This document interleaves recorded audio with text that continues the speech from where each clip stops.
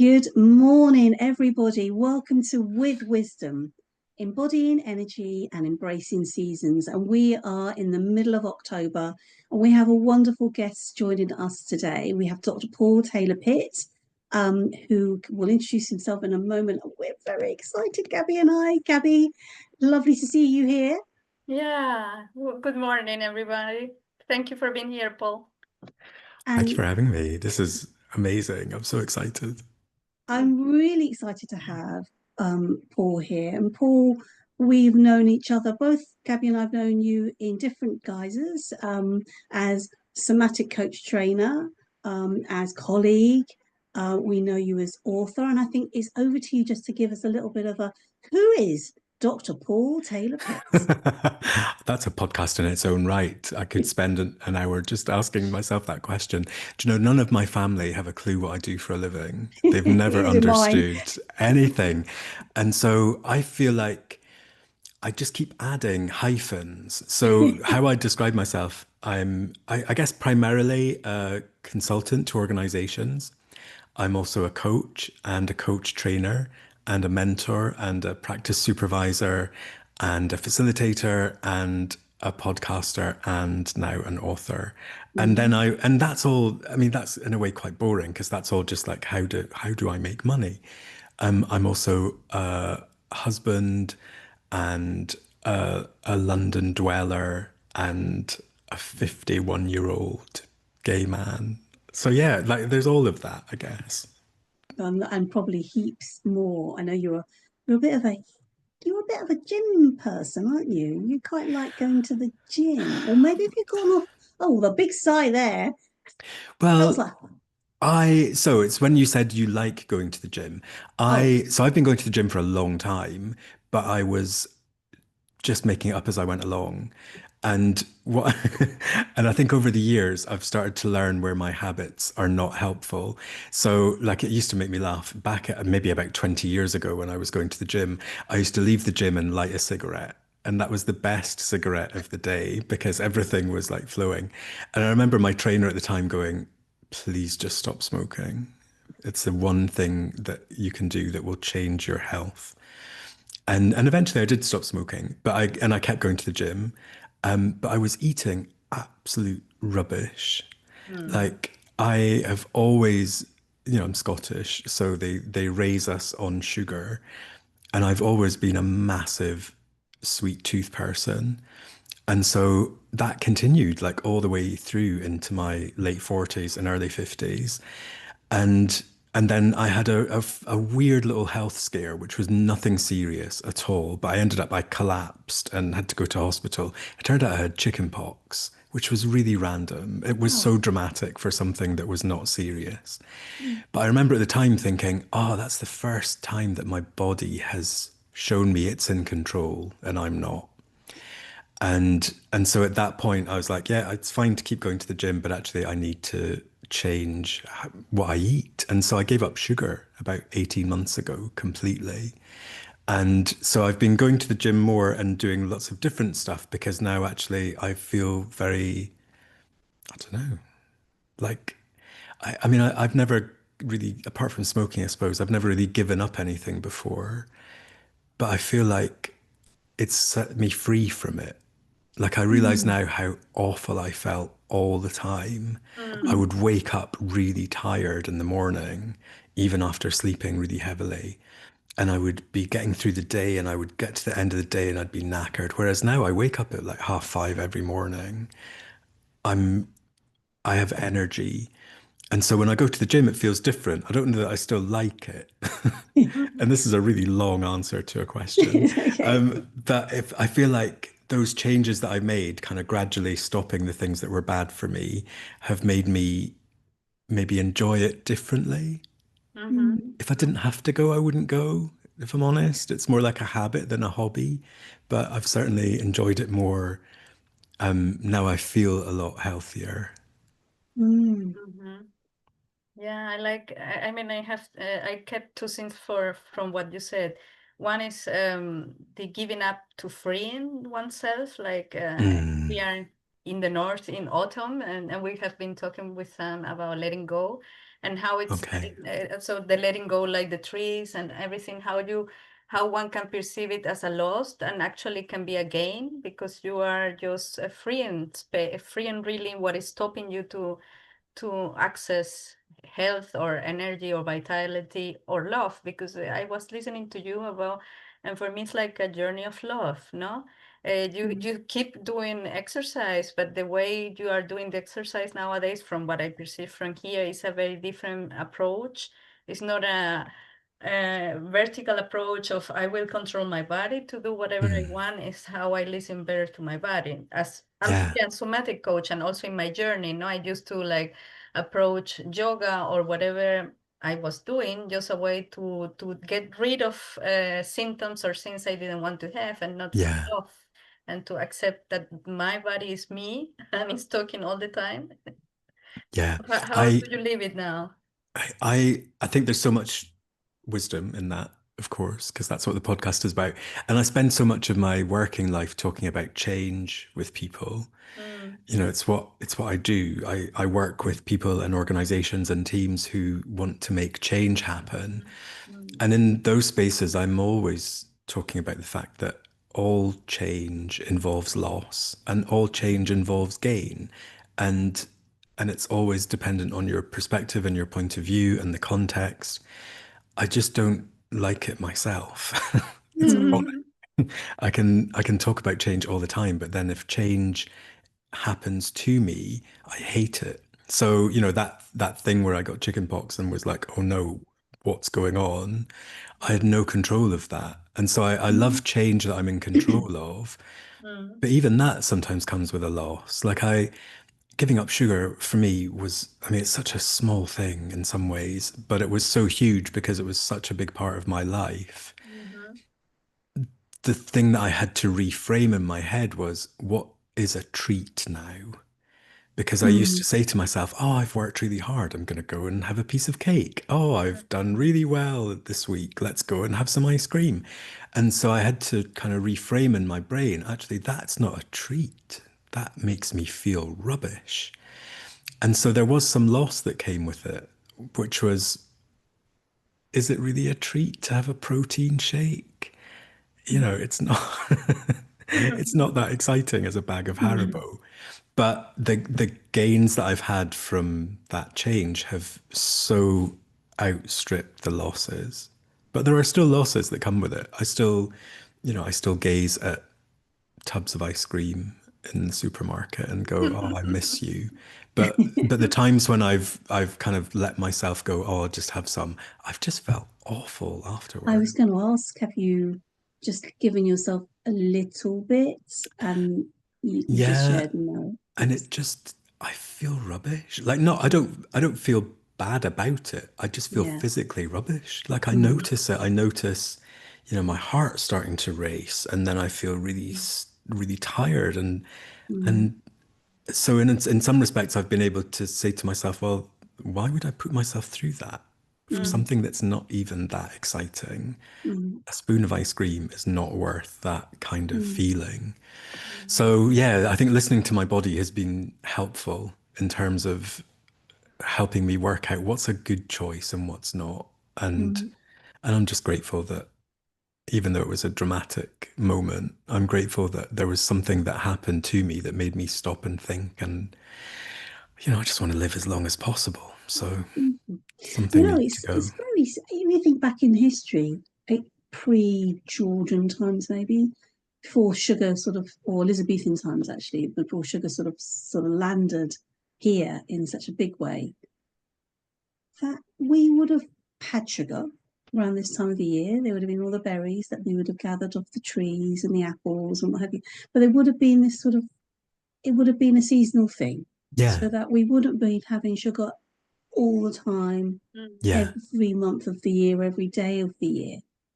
And so that our bodies would be happy to have that kind of sugar glut, and Mm, then it would probably go into a bit of fasting, yeah. or a little bit of fasting, and it would be kind of, we would have tiny bits, and we sadly have grown up with sugar at our fingertips all Mm, day, every day. I mean, I grew up with 3 spoons of sugar in my tea when I was little. Not anymore. I don't have tea and I don't have sugar in my tea, but I still have sugar. But you know, Matt's, and we used to drink. We used to have bread and what's called tink. We used to call it tinkery in Sri Lanka. It was I don't know what that word means, but tinkery, which is condensed milk. Yes, So you yes, have condensed milk on a saucer with a bed of bread. That's yeah, just pure sugar. yeah. When That I was a was treat. when I was a child, and of course, all of these are stories that are passed down, and I think it's really funny that the stories that people choose to tell you. I used to have a dummy, you know, like a Maggie Yeah. Simpson dummy, and to keep me quiet, my parents used to dip it in golden syrup and then just stick it in my mouth. And I think, okay, I had no chance. By being my 3 spoons of sugar. That's it. From being a baby, I was literally being force fed sugar to keep me Mm, quiet. Mm-hmm. mm, And and fair enough, you know, you do what you must, I guess, when you're in that situation. I was probably screaming all the time. And then you get addicted to it. So I was probably screaming for more sugar. But yeah, there is something about those patterns, I guess, that you just get into from whatever age, that now and again you need something to just disrupt them and go, hang on, is this okay? Am I mm, okay with this? So I love the seasonal thing because I think, you know, I've been thinking a lot about that and since I've hit my 50s about what season of life I'm in and what I can let go of in this season and I mm, and somehow that makes it easier to be able to make better choices mm, because I do think okay, if I'm in this, I'm going to be kind and say autumn of my life, what does that mean I let go of? How do Mm. I how do I you know be like a tree and do the best for myself rather than just carrying on. You know, I've never been particularly like fond of youth. Like I think I was a really serious kind of teenager, a really serious mm. child. So I don't miss being younger. And I certainly don't wish I was younger. Yeah. But there's something about coming into this stage of life which is so freeing to be able to just let go of so many of the expectations of what it was like to be younger and just think, actually, no, this is my life. I'm the only one in charge of it. Mm. I'm going to ask you a question now. We asked two biggish questions, and the first one is, what wisdom then do you draw on for your work, whether it's the writer in you, or the coach, or the trainer, or the Paul? Ooh, wisdom. Or what is wisdom for you before that? So I thank you because I like that how you pronounce it. I was thinking, okay, maybe you also say or express what is wisdom for you. so I think that's a lovely question, Gabby, because I was struggling to work out why I couldn't find an answer to Sam's Mm, question. And mm, I think wisdom to me feels like it's something that I don't really connect with as a Mm-hmm. word Mm-hmm. because I think I don't know that I would describe myself as wise in any way. I think I'm clever, like, you know, academically clever, and I've got certificates. I don't think I'm particularly smart.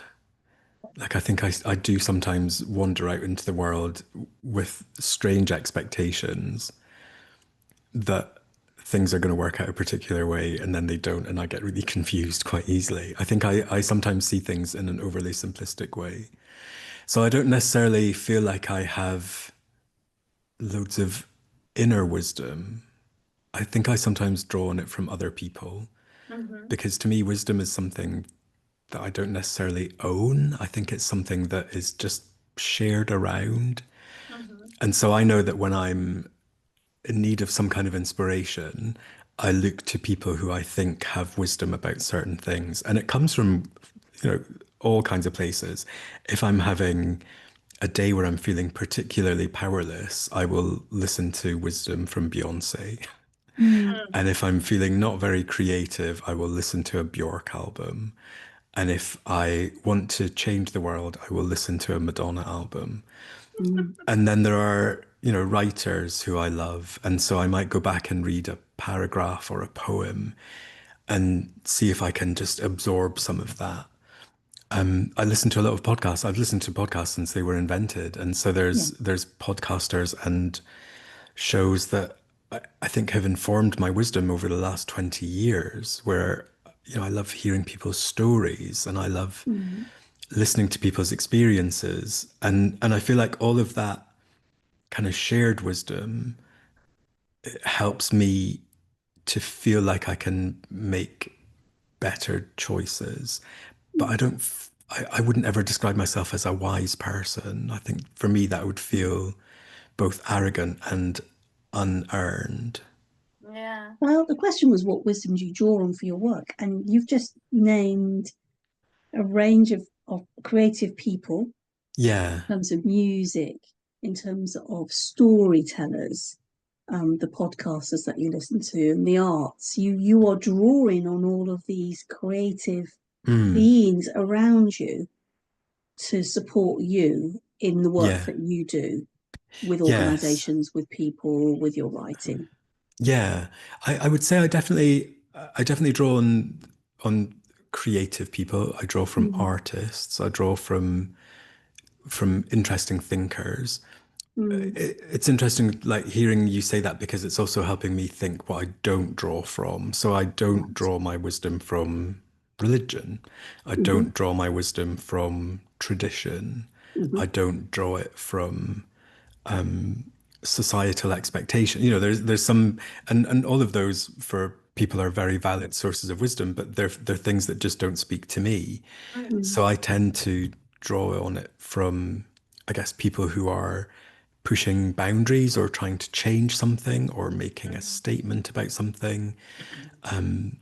Certainly from my work, the work of organizational development has like a 70-year-old history of people that initially came from after World War II. The field of organization development kind of sprung up because it was about helping people make sense together to mm, to understand the dynamics of groups and how people could improve things at every level, whether it's in a partnership or in a team or in a city or in the world. So I feel like the work I do comes from that place of we can make things better. Mm. yeah. It just so happens that it was then, massively capitalized and applied to organizations. So I feel like I draw on the wisdom of people who have tried to change things and improve things rather than the wisdom that comes from people who I sometimes see as just wanting things to stay the same. Yeah. Okay. The change makers.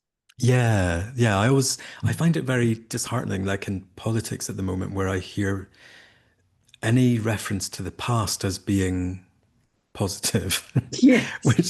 which I guess for some people the past was positive, but I don't think it was that positive for anyone really. And so anytime I hear we are bringing back or we need to go Mm. back to, I just think, oh, that's the opposite of what I'm about. I think Mm, I'm about going forward. And sometimes you can take things from the past into the future, absolutely. But I don't think as humanity, as people, as living beings, we can go backwards. And I see a lot of the experiences of people in the world at the moment as being on the suffering end of others trying to force them to go backwards. So I would hope that my mm, wisdom comes from a place which is about forward motion. Mm. so that's I find it interesting because we just spoke about how you speak about change, but also in applying in your own life, change is difficult, no? So it might be living into the liminal space. So from what I'm getting, no, it's living in this liminal space where there's something that has been occurring. Mm, And we all get used to that because we can predict it and control. Like you said, you like change that you can control, yeah. but change Oh, you cannot control it. So I'm getting that you are someone that has been learning to be in this or is willing to learn or to be or to question how to live in this liminal space with the dichotomy of okay. I like change. I like moving forward. I'm also a human being that likes safety and how to put it in that in that creative space, right? I find it. I mean, I think you've nailed me, Gabby. Because I find it fascinating, like in myself, that I mean, I have a doctorate in change. I'm I've written papers and published papers on change. I've just written a course on change management that I'm about to launch at the end of the year. I talk about this all the time. And then when I go to the gym in the morning, if someone's using my locker, I get really upset. And it's not even my locker. I just like that locker. I like 286. And so I guess what in some ways I can be compassionate to myself because the fact that I've studied change and I talk about it and it comes up in my work doesn't mean I'm good at it, and I don't think there is a way of being good at change. I think what I can appreciate about change is that we are emotional, irrational, complex beings, and that on a day when I get up and the sun is shining and I walk to the gym and I'm listening to good music and I get there and someone is using my locker, I go, oh well. And on a day where I oversleep and it's raining, It's raining. I walk in and I go, that's the worst thing in the world. So I recognize that it's complex, that we are irrational creatures. Yeah. And a lot of the work I do with organizations in particular is try to unstick them from their desperate attempt to see change as this linear, rational, predictable thing, because their process might be, but people aren't. One of the papers I published was with my friend Tommaso, who's an osteopath. And we did a short piece of research because we were noticing in the conversations that we were having that we seemed to be talking to the same people. Even though I was doing work around organizational change and he was doing work with people who had, suffered accidents, we realized that there was something going on in the space where they were overlapping. And so we did a piece of research and we published a paper where we talked about what we called workplace whiplash, which was the impact of sudden and unexpected change in the workplace, which actually has the same psychological and physical impact as if you were in a car crash. So people who are made redundant or people who are going through big, organizational mergers or downsizing, they get the same physical and psychological symptoms as if they'd just been hit by a car. And organizations, I think, are sitting on this time bomb of trauma because they're not attending to that. Yeah. And I see more and more organizations making faster and faster decisions with less and less consideration for the humanity of the people involved. And so I have compassion for myself, I guess, that I sometimes still think it's going to be just like this. And then I realize, oh no, it's not. And it's in that moment of realizing, oh no, it's not, that I can be kind to myself if I'm really struggling with it. Yeah, it brings me to what you were sharing about the sweet and our addiction to sugar in the world. Because from the Chinese medicine point of view, the sweet or the sweet taste is the earth, which is coming after fire, the summer of life. Oh, wow. And fire, the taste of fire, which fire is related to joy, but the taste of fire is bitter. Really? And we are not anymore used to bitter, to the bitter taste, not even in our foods, but not in our life neither. No, we are in a society, and fire is also all about to search for excitement, for new adventures, for adrenaline. And if you don't learn and you got numb in that, then you need to overcompensate with what is following the fire, which is the earth and this sweetness, no? That is not the real sweetness of life, like you were saying with fruits. And I guess it comes to a point that we have lost it, or we never develop it. I don't know. The capacity of completing emotions and grieving and completing the process of feeling, either in organizations and in our own life, right?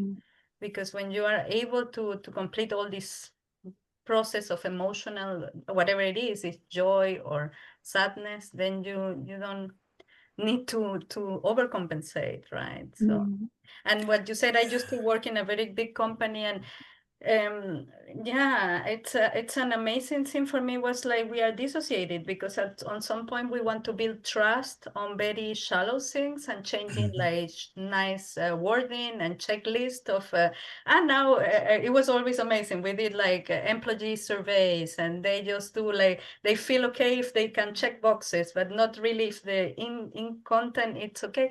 And then bosses and people are shocked because the employees are not feeling well. It was like we are living in a very incongruent thing because we are not talking about things. No, we are not. I remember one of our colleagues died, and we didn't have like a moment of talking about how we were feeling about this. Yeah. You know, So it's that's the whiplash. It's like you yeah, do that, and then you Yeah. come back and you write yourself, and then you have to kind of hold the yeah. pain inside, Yeah, the that's pain what of happened to grief. me. And when Yeah. I step out, it was just I didn't know myself. I didn't take the time to know myself in many times from during many time of my life. And I stepped out because it was too overwhelming for me. All this living disconnected from all these things. It was heartbreaking. Although it was not an easy decision to make. And I see that happening more and more with people who are just coming to a place, particularly people who um, I I have the privilege of training as coaches. Often they've come from, really corporate backgrounds, Mm. lawyers, medics, accountants, Finances. Yeah. and they've just gone, no, I'm not doing that anymore. Mm. I need to find something more meaningful. Mm. I think there's what I see in the work I do with organizations, and it goes back to, my family not understanding what I do for a living. I remember someone saying to me once, so what, you just like talk to people? And I kind of had to go, yeah, actually, a lot of the most powerful work I do is just giving people a space to talk. Mm. Sometimes to me, sometimes to each other, sometimes to themselves. Yeah. Because what I see in organizations, the pace of work is so fast that people just go from back to back meetings Mhm. all day, every day. And my hunch, and I haven't kind of got any real evidence for this, but my hunch is that what that means is relationships at work get really transactional. So Mhm. you only really contact someone when you need something from them Yeah. because Yeah. there's no time for anything else. And so then that transactional space means you sometimes lose the opportunity to get curious and ask questions Mhm.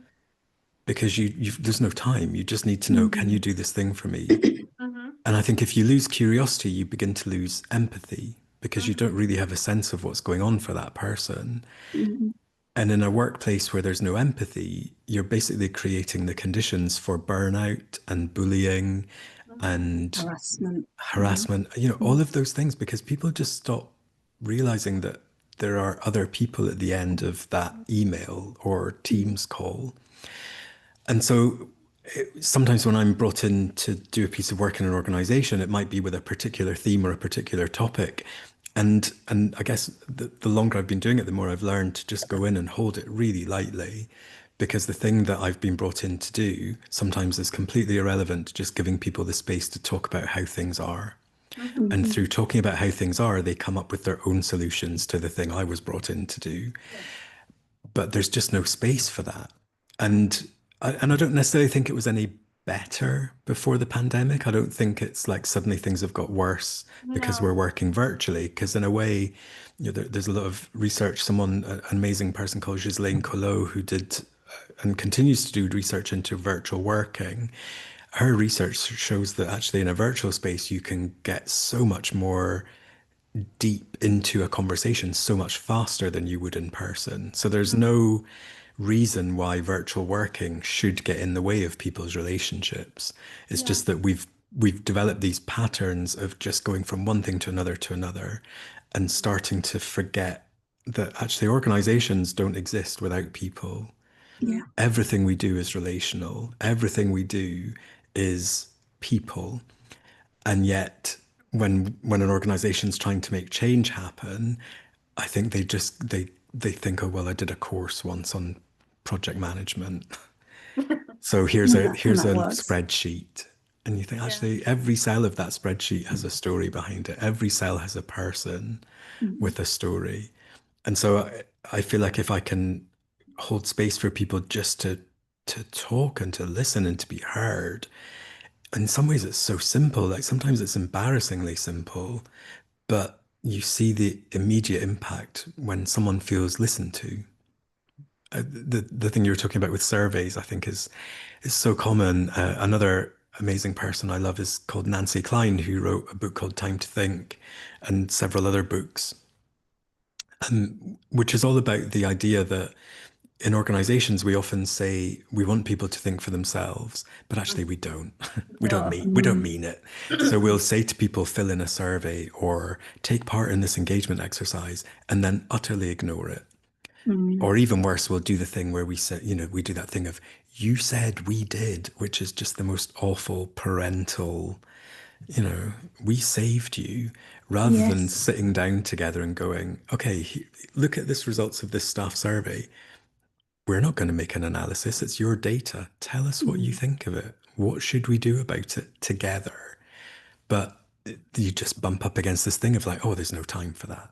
We just want solutions. We just want And answers. what you give is people a chance to build that relationship with themselves, and at the same time the relationships with others. And that's the work that I think we three do in our work, Yeah. in whichever form we do that, whether that's in qigong with Gabby, or change management with you, or coach mentoring or training with me. That there is something around help supporting the individual to build a relationship with self and others.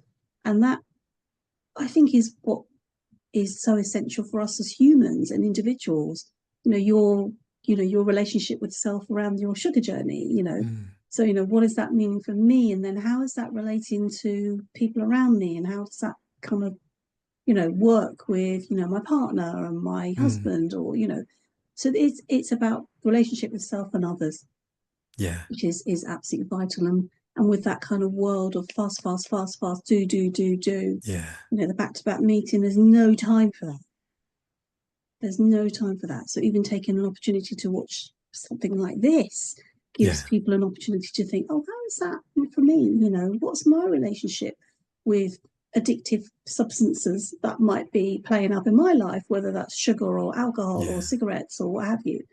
Or protein shakes, if somebody's having a lot of them, something like that. I think, it's just essential. It really is. Sort of holding I'm here because I feel like this is like the heart of it.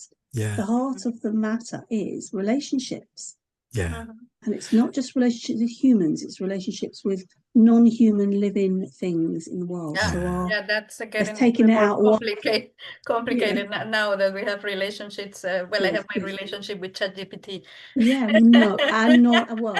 But relationships with the rivers, and relationships with the trees, and the relationships. I know, but I mean, we are not even good at managing relationships with living beings, and we are having non-living beings, and talking to machines. And it's for me, ChatGPT is the best example, or ChatGPT or Gemini or whatever is the best example. You get what you put in, no? So if you took to mine, it will be very poetic and very, very all, oh, I'm sorry, and all these things, because it's what I put in, Although, I mean, you can certainly, you can condition it to respond with a particular like tone of voice or a flavor, but inherently into the programming of it, it's built to keep you talking to it. I know. And I use it. I use it and I like it. I like it for what it does. But again, and maybe this is my process, I think I went so far into it that I had to disrupt the pattern, because I realized it was starting to trick me. Because what I noticed was happening after a while is it just agreed with everything I said. Yeah, everything. You can say whatever you want to, and it tells me, it says, oh, that's so smart. Oh, this is amazing. No one's ever thought like this before. And so I was getting all of this kind of reinforcement from it. And I was like, at one point I was like, oh, I'm going to start a business doing this. And it was going, yeah, you can do that. And it's absolute nonsense. And I see some of the advertising for, the new models of of AI that are coming out, things like in the home devices. And the language that it says is things like, you can talk to it like it's a friend. Mm. Mm. And I think in some ways there is a comfort in knowing that you can talk to it and it will respond. But actually, I don't think I'm friends with anyone who just tells me I'm amazing all the time. Yeah, you want to have a challenge. I would find that really weird. Yes. And for me, a friend is someone who goes, "Hey, that's a really interesting idea. Do you want to just pause and take a breath?" Mm. Yeah. Whereas ChatGPT says, "Hey, that's an amazing idea. Shall I write a plan for you?" And I go, "Yes." And it goes, "Okay, let's do this." For me, a friend is the one who says, "Let's hold up the mirror for a second. Do you Mm. realize you are out of control?" Yeah. And that's the kind of thing I think that in a trying to distill that kind of relationship into an AI means that it's just giving you the good stuff. It's just Yeah. giving you the sugar. Mm. And and actually in my friendships, I quite like some of the bitter. I like some of the sour. You know, I like Mm. dark humor and I like people who will disagree with me. And I like being able to have someone just kind of just gently say to me, "Do you realize you're doing that thing again?" Yeah. That No, for me I is agree. friendship. That's what I meant. It's an interesting exercise of a mirror because Yeah. it reflect to you directly what you are putting in and trying to keep your attention ongoing, right? Yeah. Well, it's funny. It's like you said, it's always asking me, "Do you want to do this and this?" And I said, "It's enough. I need to sit down with that and How think does it about it." respond when you say it's enough? Yeah, I will be here for you anytime and all this stuff.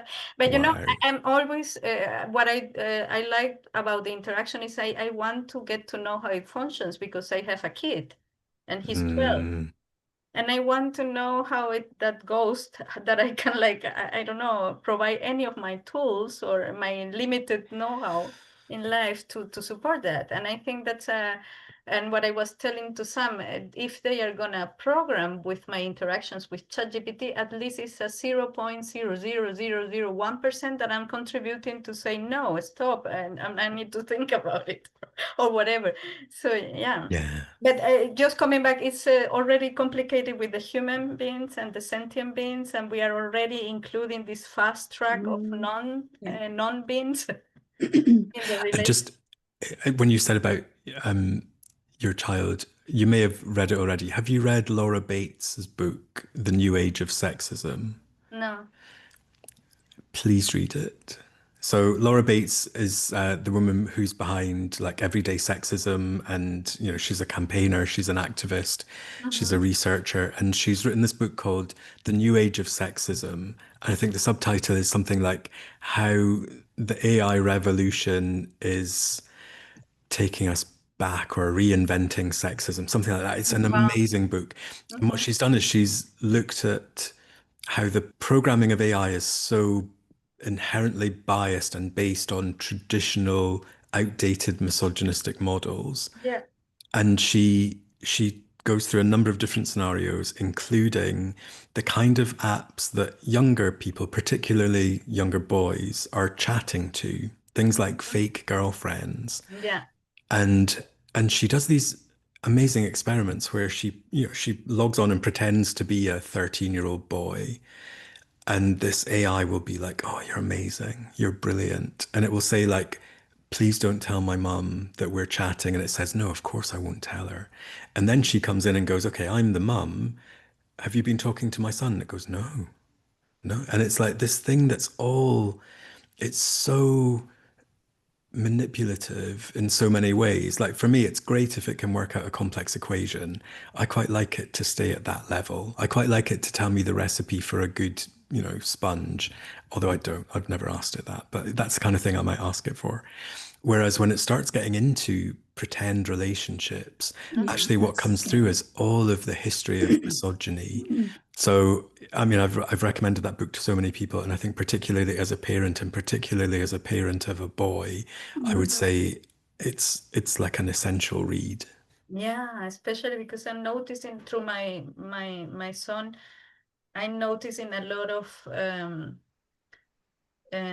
he's always telling that's so unfair, the girls get it better and they have I'm noticing more and more this discourse of And might be, I don't know, because but he's perceiving that they are getting the unfair part, the boys, Yeah. especially in his class, they are the minority. Yeah. In his class, they are less boys and girls. And he's shy and all this stuff, and it's getting complicated with the girls. So yeah. But we were just talking about books, and one of the things in the guiding question. So we talked about the wisdom as a field where you draw on, and you were talking about thinking about which season in life are you. So it's also approaching to thinking about which is your legacy you want to leave behind. But you already are building on a legacy, as far as I know, because you are having a book. So the Yes. question is, how is the way you are living now, building on the legacy you envision, or the kind of legacy you want to give to the world? Legacy is complicated for me. And it's complicated for the people that I interviewed for my book. So my book is called Still Here, Still Queer, Now What? And it's a manual for LGBTQ plus wellness and wholeness, which is particularly targeted at people in middle age. Mhm. And I wrote the book because I needed to read it and there wasn't one. Mm. Because there's something about the generation of people that I'm in. So I'm almost 52. There's never been a generation of us before. There's never been a generation of LGBTQ people who can live openly as Mhm. ourselves with pretty much equal rights.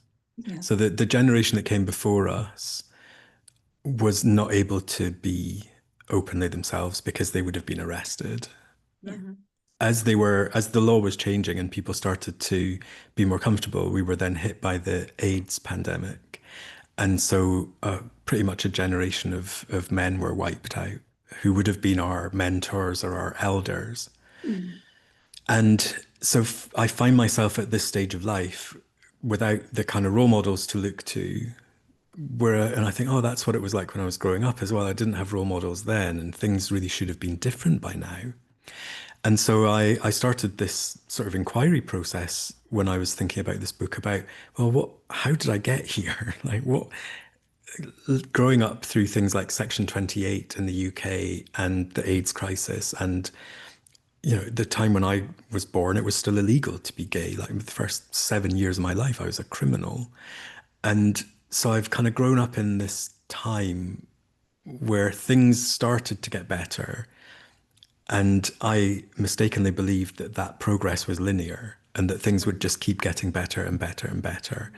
And actually, in my 30s, I think I was pretty complacent. Like I was really active when I was at university, and in my 20s, I was on marches and protests and demonstrating against the equal age of consent and then equal marriage, all of those things. And then in my 30s, I was like, oh, it's okay now. And so I became Yeah. really complacent. And then I noticed, in the last kind of 5 to 10 years, just how things were getting worse again. And it started me thinking about how we've got back here and how Mm. can I make sure that the rest of my life is lived in a more deliberate way, a more vivid way, a more vibrant way.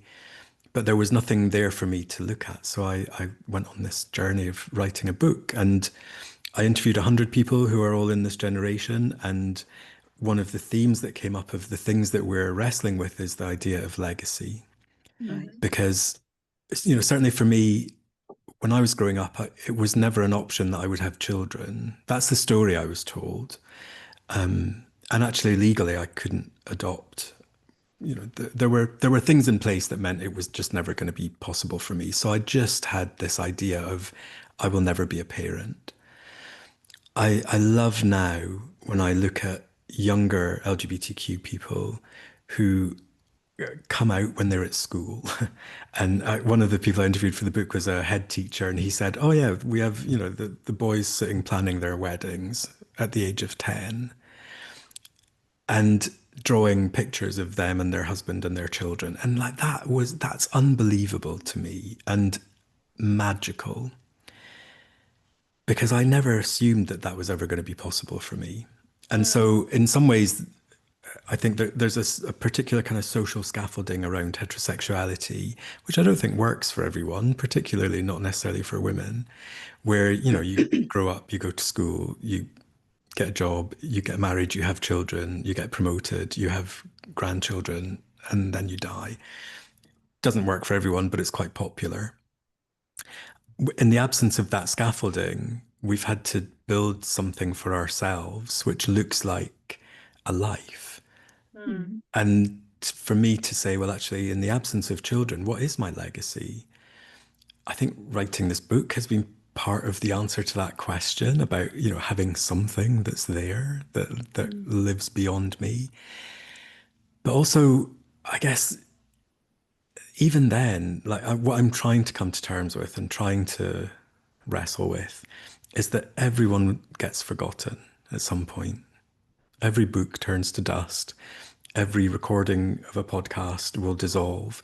Every person who ever knew you will stop existing. We will all be forgotten at some point. Mm. And so, my legacy, I guess, for me, is to try to let go of the idea of a legacy, because the more I try and push for it, the less it's going to happen. I would hope that certainly the legacy from people that I admire and appreciate is it happens in the moment. This conversation becomes part of our legacy. It happens in the moment. There's an amazing line in Hamilton where they say, a legacy is just planting the seeds in a garden that you never get to see. Mm. And so in a way, I don't really care about my legacy because I'm not going to be here.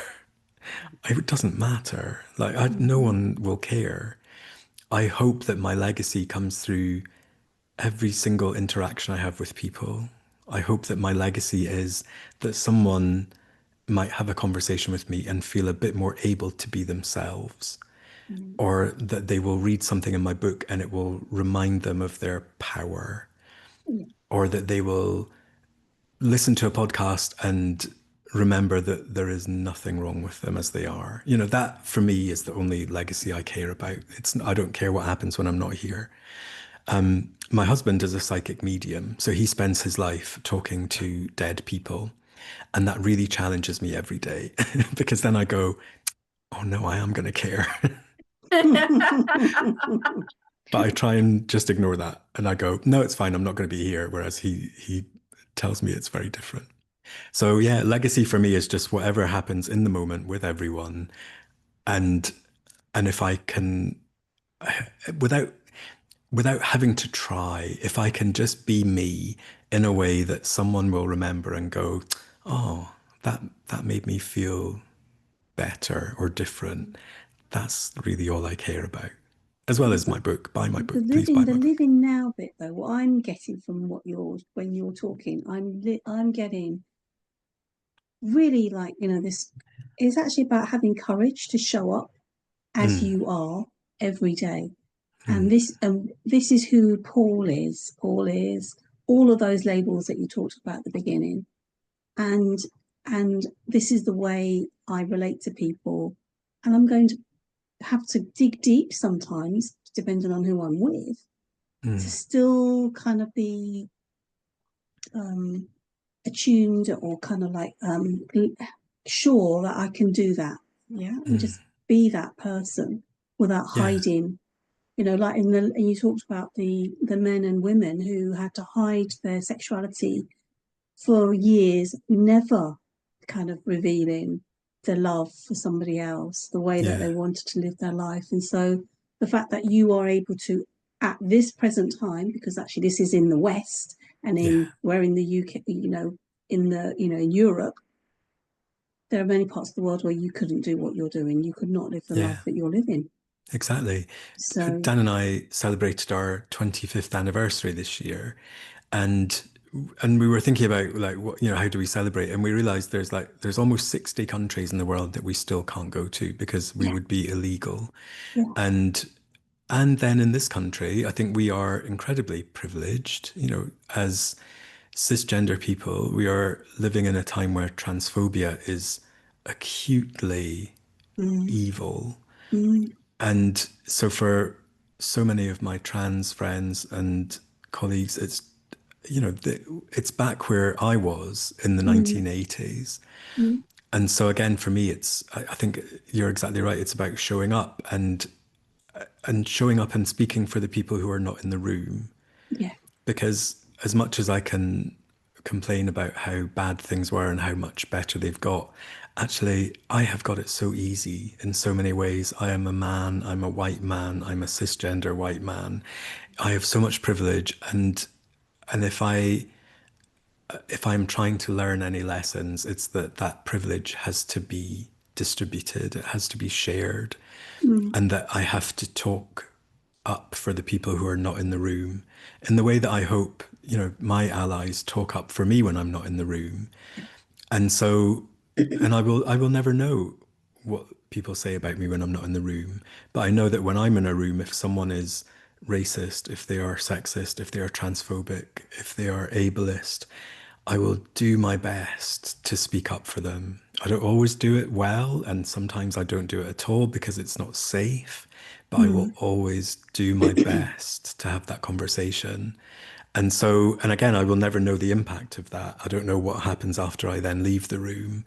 But for me, that I would hope, I would wish that I can do more of that and that becomes part of my legacy because mm, it's not okay for everyone. And until it is, then it's not okay for me. It's better than it was, but I need to use that better to do better for others. mm. Just stepping up into being the elders that you didn't have when you were growing up. Yeah. And your book still here, still queer. Now what is a kind of clarion call, a call to others of your Yeah. generation to kind of think, what am I doing here? What am Yeah. I doing to guide those young people who are beginning to realize that in whatever way they don't fit the sort of societal norm, whatever that is, wherever I, they I live. I mean, I don't know that any young person would listen, and I don't know that they should, because I would certainly wouldn't have listened when I was younger. I think, if anything, my book is for people of my age and older. I think young people have got so much more of a voice and are so much more connected. Like I learn from younger people all the time because they are doing it.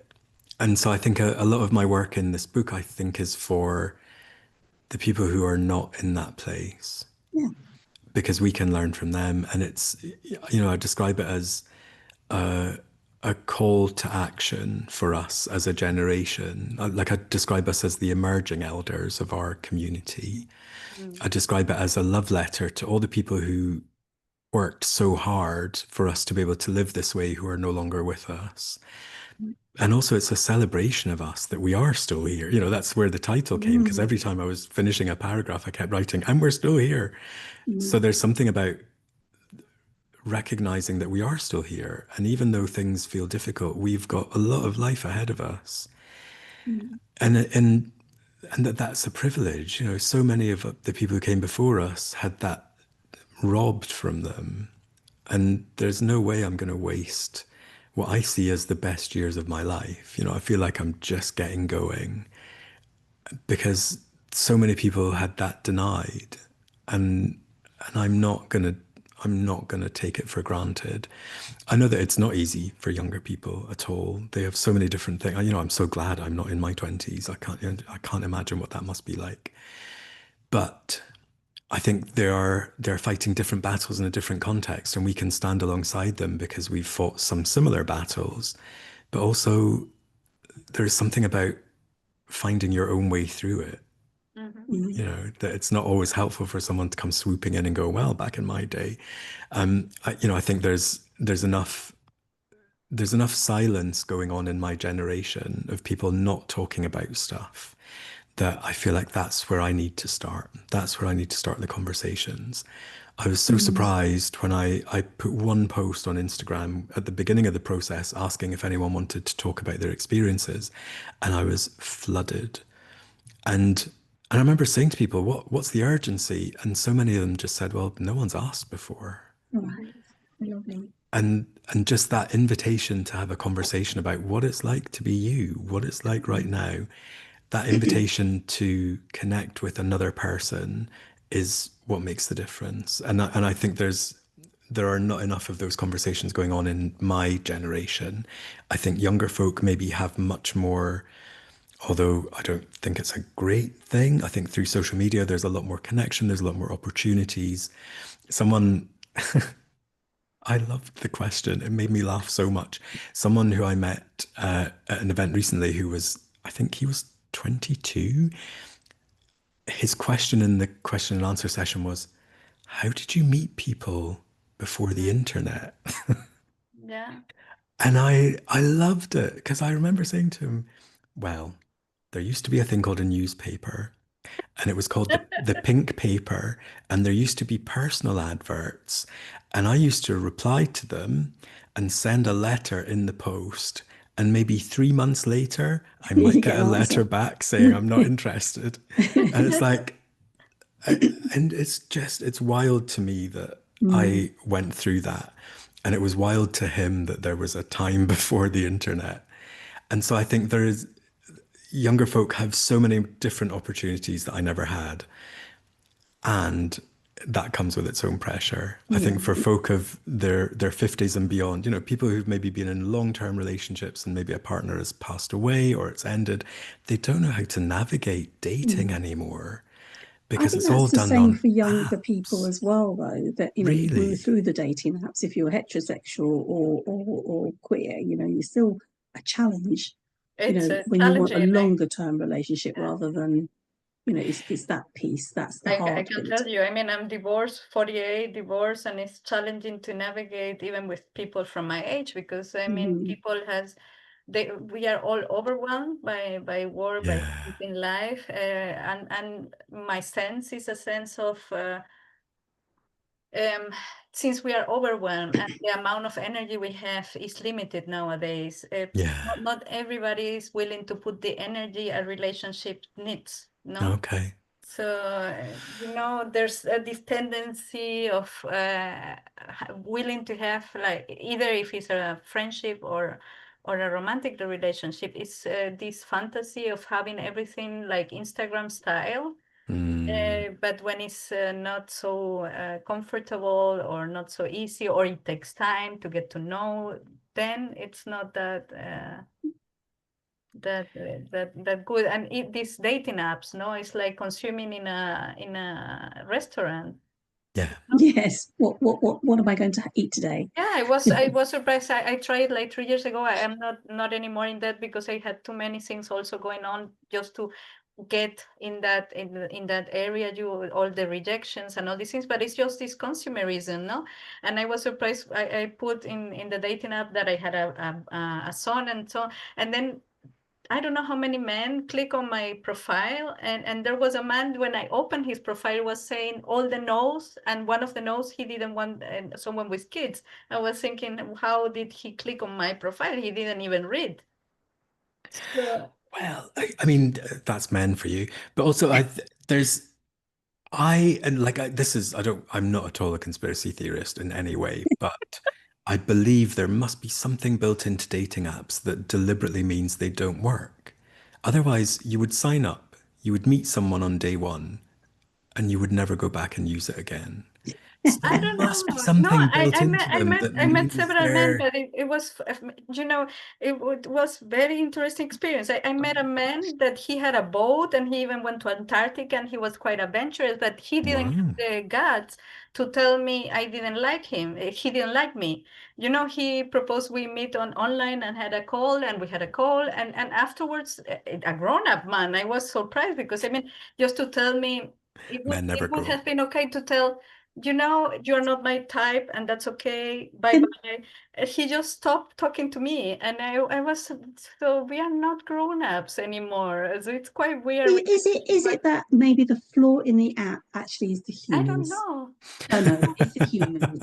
It's the humans. So I'm just really. I've been thinking. I think we might need to start to bring it together, and I want to take us back to seasons, and that we are in October. Oh, Sam, I thought we were talking all Autumn. day.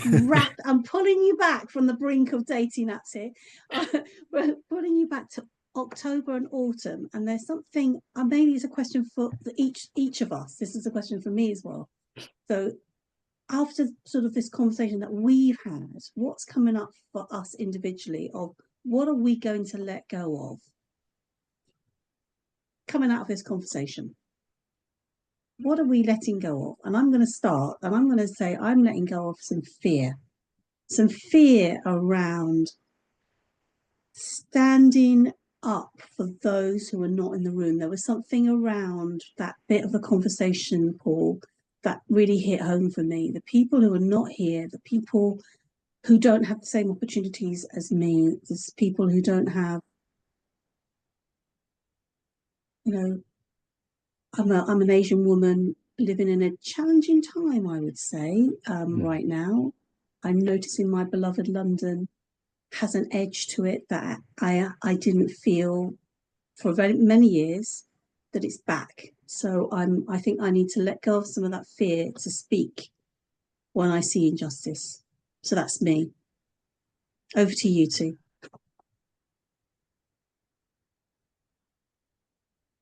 So I love hearing that, Sam, and also feel that. And like, I don't think society and culture happens over there.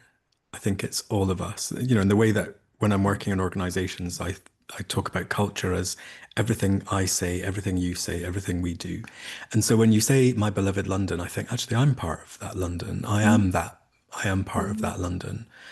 And it's another reminder for me to speak up in rooms that you're not. So thank you for that. I think, and as you said that, what I was coming to in my mind was, I think I need to let go of the idea that letting go is a bad thing. Because my initial response to the question was, oh, I need to let go of this, I need to let go of that, like all the negative stuff. Whereas actually, I loved when you said let go of fear. It's like, oh, letting go can be really positive. Actually, I wonder what it would be like if I let go of the limitations I put on myself. I wonder what it would be like to let go of expectation. And so, because immediately I was thinking, oh, I need to let go of like turning it into a negative. So yeah, I want to let go of seeing letting go as a bad thing. What about you, Gabby? What is alive for me right now is I have been letting go so many things. Today I'm like willing to take with me your energy of you two, and the energy in this conversation, and the inspiration I receive. Inspiration is also an energy of the metal and the autumn. And I got inspired by listening to Paul. And yeah, so I want to more like see people. I have let go many things in my time in corporations, and I'm willing to take in the newness and the freshness that Paul is bringing into these environments as an inspiration for my way forward. So yeah. Beautiful. I think it's time to end this lovely conversation. What do you think, Gabby? Or anything else you want to say before we stop? Just thank you. Thank you, thank you, thank you, thank you, thank you. Thank you for this conversation, and thank you for all the conversations that you both have that are your legacy, that will change people. And yeah, I'm ready to let go of this conversation and see it as a good thing, that I can say, yeah, it happened, it's out in the world, and I'm better for it. So thank you. Thank you. Thank you, Sam. So thank you for listening to us today, and we hope it also sparks some inspiration into you, and you are willing to let go things that are keeping you from love. Bye-bye. Oh, before we go, just to say that we can find, if you're interested in working with Paul, look at the show notes. And Paul, when we have all the information around your book, we'll put that in, whether it's at the time of our publication of this episode or after, we will put that in so that people who come and drop in to listen know Yeah, exactly amazing. where they need to get your book. Still Yeah. here, still queer. Now what? And drpaultaylorpitt.com for all your Paul needs. Love it. Well, we'll put that in. Okay, take care, everybody. Bye bye. Bye-bye. Bye. Bye. You.